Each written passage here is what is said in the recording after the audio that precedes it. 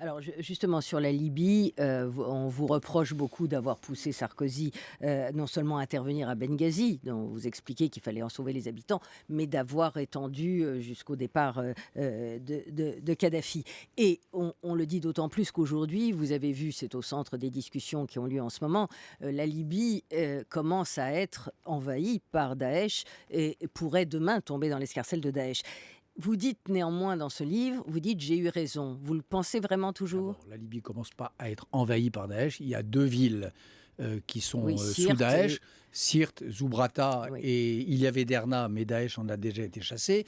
Et la grande différence avec la Syrie, c'est qu'il y a des forces libyennes, normales, qui Mmh. assiègent Daesh et qui l'empêchent de s'étendre. Donc on n'est pas du tout dans la configuration syrienne. Et il Oui, y a mais pas les Occidentaux se posent déjà la question de savoir s'il faut bah, ils ont intervenir ou raison. pas Bah, ils en auraient dû se Libye. la poser depuis Bon, depuis 4 ans. Ils auraient dû se la poser alors depuis. est-ce que ça n'a pas déstabilisé une Libye fragile? Est-ce que vous dites pas: «On a, là, j'ai outrepassé mon rôle d'intellectuel»? Mais attendez, une Libye fragile, non, les dictatures sont jamais, enfin elles sont fragiles, oui, mais vivent leur fragilité. Il faut profiter de leur fragilité pour les mettre à bas.